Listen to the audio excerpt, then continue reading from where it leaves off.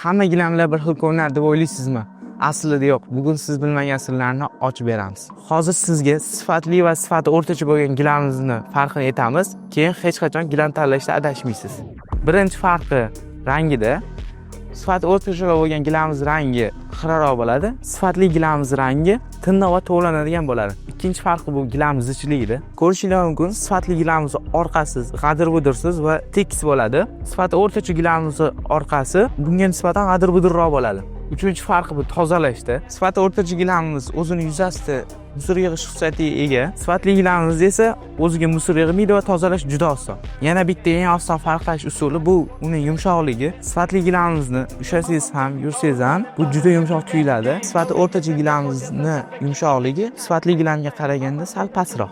Sifati o'rtacha gilam bu yomon degani emas. Buni ham o'zini xaridorlari bor. Bu gilamizni kvadrat metrini 90 ming so'mdan xarid qilishingiz mumkin.